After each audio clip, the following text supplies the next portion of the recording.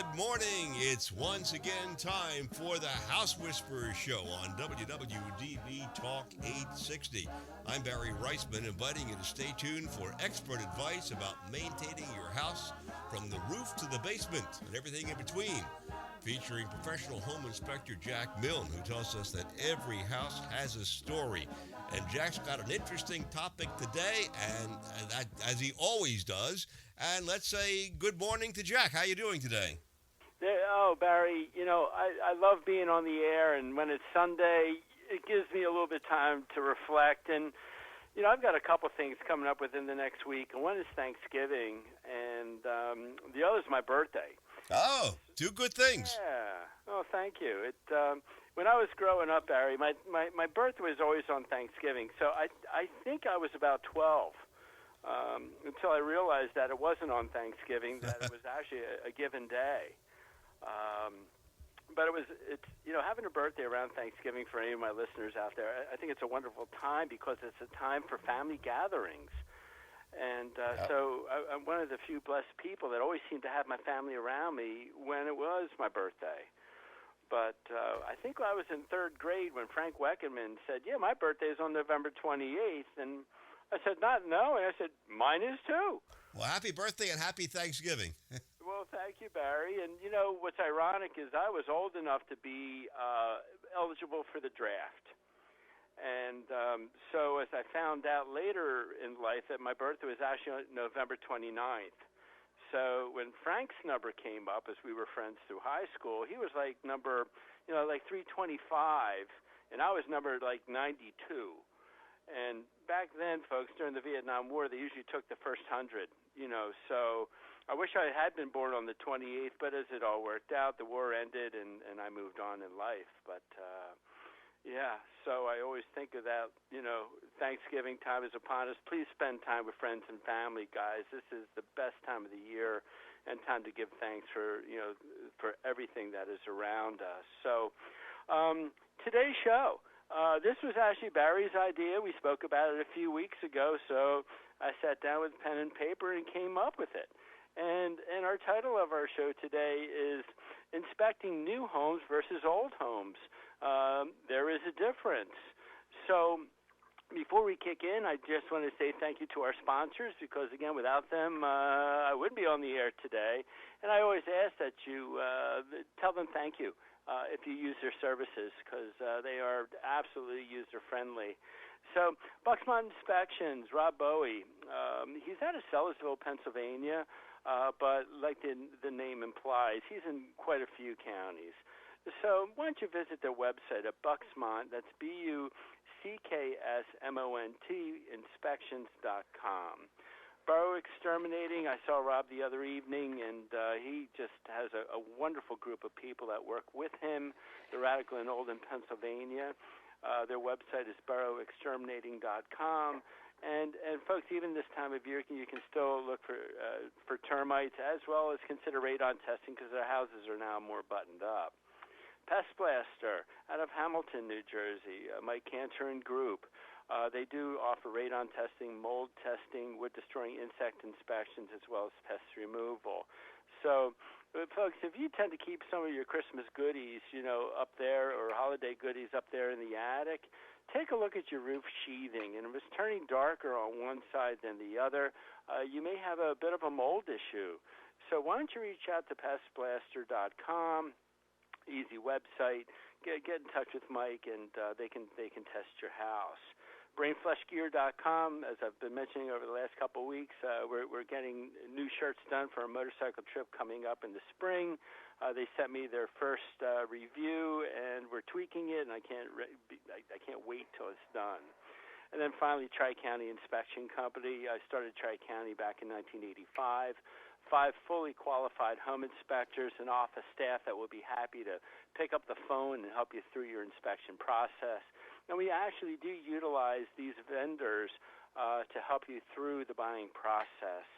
So instead of giving a gazillion phone numbers, visit our website at tcinspect.com.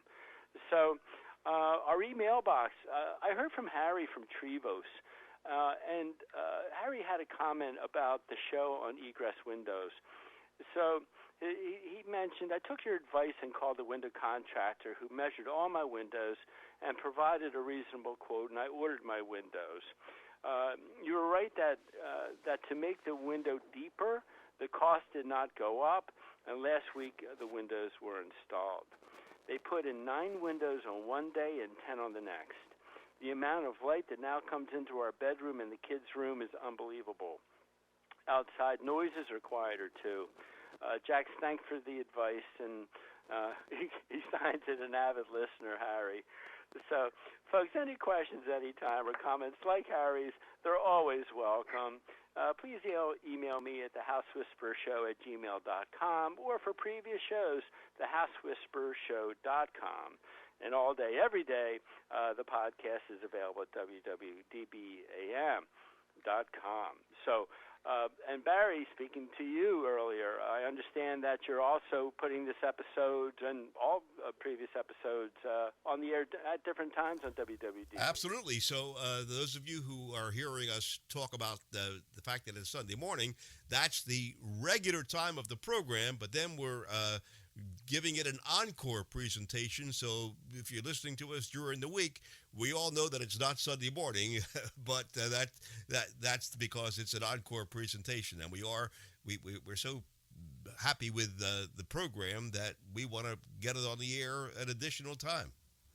Well, I can only say thank you for that, Barry. So, well, let's kick in. Today's show, inspecting new versus old homes. There is a difference. So, as an inspector since 1983 in and around Philadelphia, over the years, I've probably inspected, I have to think about it, I would say probably 25,000 properties. Wow.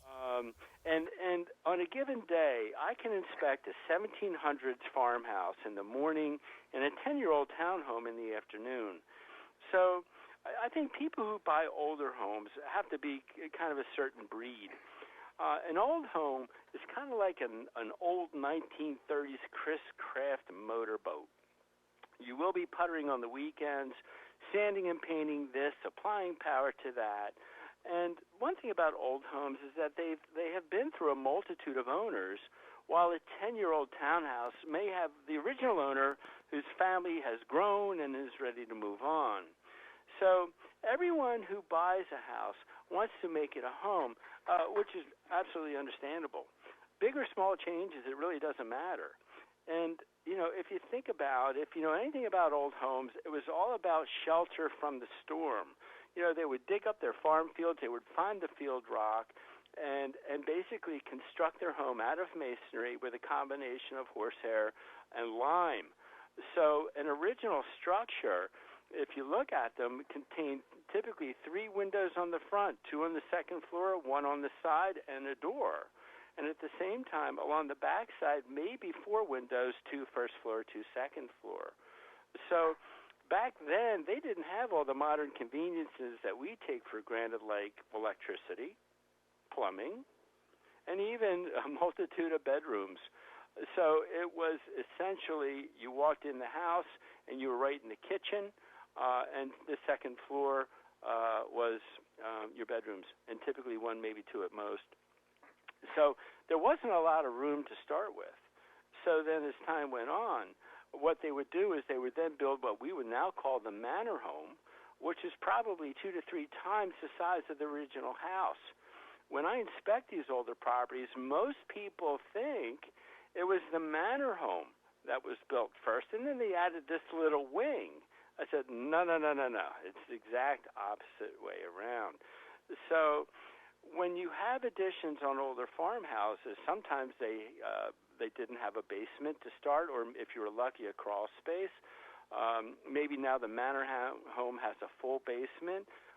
Sometimes another wing or an addition was on a slab. So sometimes they enclose porches. It always takes what I tell clients significantly longer to inspect an older home than a more modern property, because now we're taking this puzzle and it's coming in 5 or 6 or 7 pieces and adjoining them, and then versus a townhome which is just basically two walls, front and rear, and multiple rooms. So with electricity, that was brought into our homes in around the 1920s. So older houses that are about 200 years old now wanted to modernize. The same thing goes with indoor plumbing. So bathrooms, which were small bedrooms converted to a room with a bath, that's how the name came about, began in the 1930s and 40s. So, as an inspector, I'm looking at electric panel boxes in various parts of the home. You could have one in the basement, you could have one at the top of the steps, sometimes on the second floor, sometimes in the attic. And you know what? People don't like other people to see their panel boxes, so they tend to hide them. And they put them behind pictures, and they put them behind doors. So when you first walk into a room, you don't even realize there's a sub-panel in this space until you test the door from the other side, and there's, here's another one. So fuses, believe it or not, are still in use in many old homes. And with fuses, I always tell clients they generate offspring, meaning multitudes of various sub-panels, and sometimes right next to each other. I'll tell you what, Jack, we have a little break coming up. How about if we hold it right there and come back with more? Absolutely. Okay, and you're listening to the House Whisperer Show at WWDB with Home Inspector Jack Milne. We're talking about inspecting new homes versus old homes, and you can tell already that there is a difference. And we'll get more of that difference right after this. Boro Exterminating has been specializing in wood-destroying insect inspection and control for over 40 years, serving Philadelphia and the surrounding counties. All inspectors are state certified and ensure providing their clients with professional inspections and treatments. Boro not only performs conventional termite treatments, but also handles special services like historic buildings and homes with wells, creeks, or ponds. The client is assured that all treatments will be performed safely when you hire Boro to do the work. They also provide radon testing in their service area. Boro's full-time office staff is available to help you schedule an appointment. Just call 610-586-5640 or send an email request to boroinspects@verizon.net. That's 610-586-5640 or email at boroinspects@verizon.net. Specially created t-shirts by BrainFlushGear.com offer the extreme sports enthusiast an opportunity to have a clothing line available that suits their sport. BrainFlushGear.com understands that when we get the moment where we can jump on our motorcycles, wave runners, surfboards, snowmobiles, or skateboards, it can be priceless. They offer custom artwork including silk screening, transfers, and embroidery. Speak to one of their consultants today, and they'll help you create your own Brain Flush. Visit BrainFlushGear.com or email them at contact@BrainFlushGear.com. For your septic inspection and testing needs, please consider Bucksmont Inspections. They've been serving the Bucks and Montgomery County areas for over 15 years. As members of the Pennsylvania Septic Management Association, the Pennsylvania Association of Sewage Enforcement Officers, and the Pennsylvania Association for Professional Soil Scientists, Bucksmont Inspections can inspect your existing septic system or test for your new septic system placement. Please call Rob Bowie at 215-669-4213 and say you heard their ad on the House Whisperer Show. As the weather gets cooler and the temperatures drop, the bugs might slow down, but the rodents don't stop. Mice and rats begin to invade homes during the fall and winter months, looking for food, warmth, and a comfortable place to nest. Don't wait for pesky rodents to invade your home. Fight back. Have your home baited and ready for their attack with Pest Blaster. Whether preventative or a full-blown infestation, give Pest Blaster a call at 215-295-5555 and they can discuss the solution to your problem. They also offer humane animal removal services for a wide variety of wild animals, damage repairs, and cleanups. Call them today at 215-295-5555 or check them out at pestblaster.com, servicing both New Jersey and Pennsylvania. Pest Blaster, 215-295-5555 or pestblaster.com for all your pest control needs.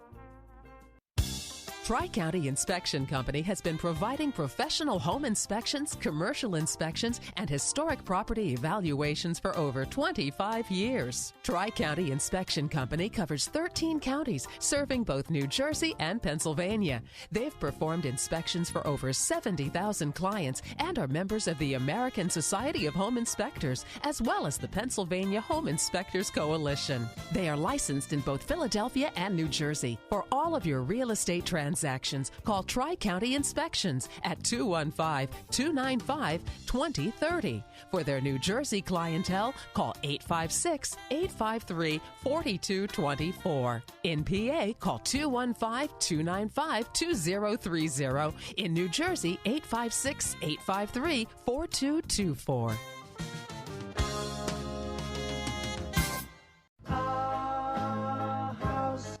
And we're back with Jack Milne. And Jack has a great topic today. He's talking about inspecting new homes versus old homes. So, Jack, let's pick it up where we left off. Well, thank you, Barry. Before we went to the break, we were talking about fuses. And basically, the best way to describe electricity is a lot like water current. And I like to use this as an example. Let's talk about a standard garden hose that signifies 100 amps. The primary panel is the sprayer at the end of the hose. So, for example, as you wash your car, the pressure's great. Then the wife comes along and wants to water the garden, and all of a sudden you realize that your pressure drops a little bit. Now the kids come outside, and they want to use that old slip and slide, and now your water pressure really drops. And it's really the same thing with a stressed electrical service. Lights begin to flicker, surges occur, shortages and blown fuses may occur. And in most cases, updating an antiquated service will be the answer. But don't forget, you need to update some of the wiring too. And the most popular old wiring is called knob and tube. And very similar to speaker wire, it could be spliced midstream and put a light bulb, say, over there. But I want a light bulb over here too, so we'll splice it again. And what happens is when this line gets too hot, the cloth wrap disintegrates. It can actually allow the exposed copper conductor to either cause electrocution, shock, or fire. So some homeowners' insurance companies may not write a house with active knob and tube wiring, but others will. So you might have to do some shopping.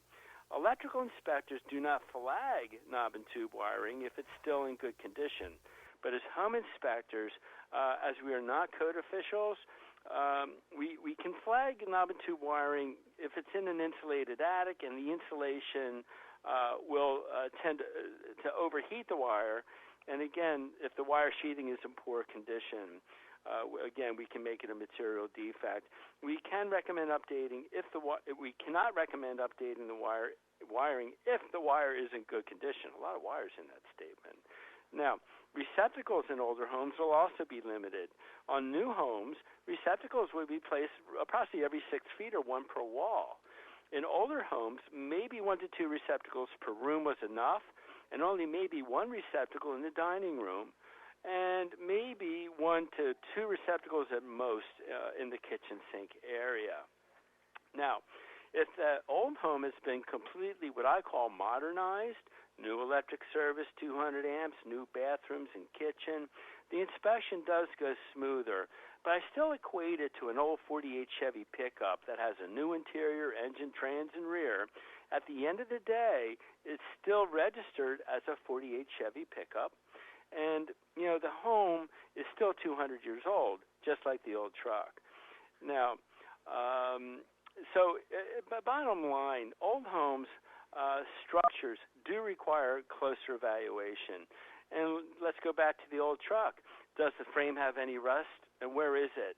The bolts, the gaskets, the rubber components, etc. What do they look like?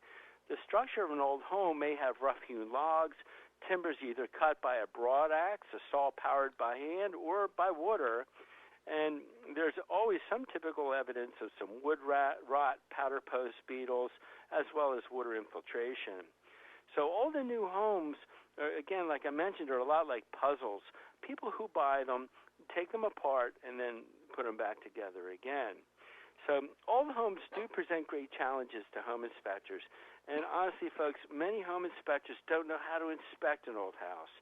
So I ask that if you're interested in this type of dwelling, or if you live in one now, do your homework, check the websites, and find a truly competent home inspector who may charge a few dollars more, but honestly, I feel it's worth every cent. And what I typically find, plumbing and electrical concerns are always the biggest things that go wrong in an old home.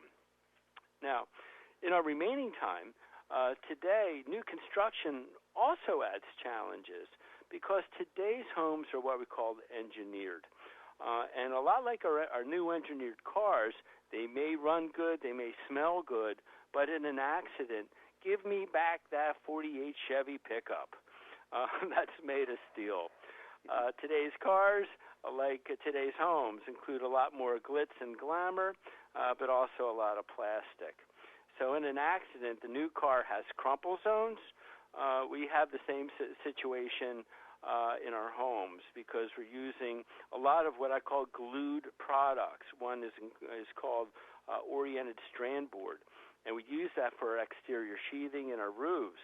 And it's basically made up of scrap wood chips and glue. And it's not designed to get wet. And I have to be extremely cautious on that, or not cautious, but I need you to be careful with that, because with oriented strand board flooring, I always tell my clients to pay particular attention to the clothes washer and the dishwasher, because if the material gets wet rather quickly, it expands. In our attics and in our basements, we're now involved with what are called trusses. Roof trusses are generally 24 inches on center, and typically 2x4s, 2x6s, or 2x8s, depending on span and weight load. At the same time, in our basement, we also have what we call open web trusses and engineered eye trusses.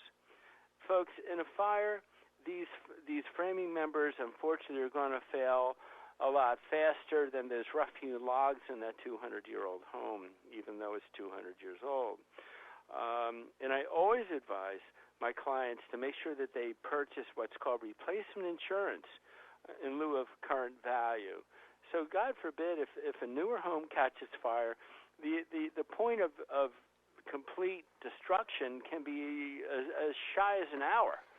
And I'm pressing that. I would say most homes go up in about 35 minutes because the material today is designed not to have creaks. And, no one likes creaks in their homes, but at the same time, the engineered eye trusses that I was describing have roughly a 2x2-inch top and bottom rail, and the webbing might be 3/8 to about a half-inch in diameter or in width, so it's not very wide. And believe it or not, they're not designed to take a load. So at our bearing points where our main beam may be steel, glue lamps, power lamps, micro lamps, they actually have to put in what are called squash blocks to make sure that these engineered eye trusses don't get crushed due to the weight of the dwelling bearing down on the beam. And then we have to use joist hangers, squash blocks along the exterior. So new homes, like old homes, do have to, again, be thoroughly evaluated by a competent home inspector. Now, if you're in a new home, you might have a sprinkler system. And the reason for the sprinkler system, either public or private, of course, public is going to be mandated by your local municipality.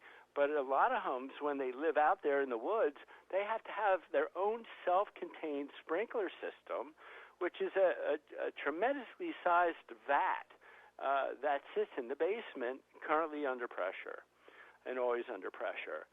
So God forbid in a fire, they're hoping that these sprinkler systems will contain enough water to put the fire out, because the fire department may not make it in time. And if you live out in the country, folks, where's the fire hydrant? So that's why we're seeing a lot of more of these self-contained sprinkler systems. And you have to make sure that you alert your homeowner's insurance company that you have one, because if one of the heads go bad, they can go ahead and spew water in a certain direction for a given amount of time until you can go down and shut it off. And folks, those systems should be properly evaluated every 2 to 3 years at most by an installer that is familiar with the installation and the maintenance of these systems. When I do a home inspection with a sprinkler system, I tell my clients right on the wall, the foundation wall, literally, the current pressure of that gauge. And if it's 60 pounds, make it 60. It shouldn't fluctuate to 30, and God forbid if it goes to 90. So this is another integral part of new construction that we may not find in a house that was built as of 15 years ago. So personally, I live in a house that was built in 1968.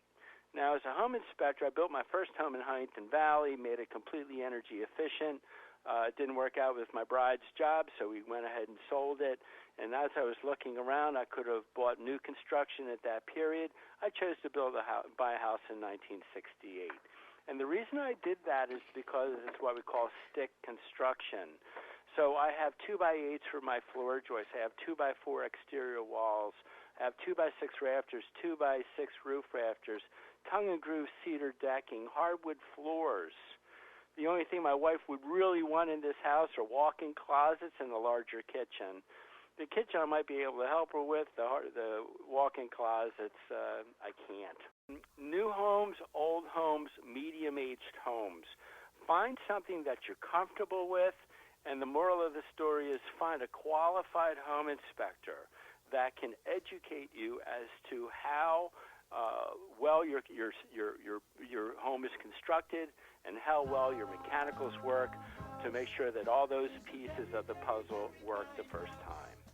So as it is Sunday, as I always like to say, please spend time with friends and family. Have a great Thanksgiving Day, and go Eagles. Absolutely. And tune in again next week for another edition of the House Whisperer Show with professional home inspector Jack Milne. And to listen to previous programs, or if you have any questions, visit thehousewhisperershow.com. I'm Barry Reisman. Thanks for listening to WWDB.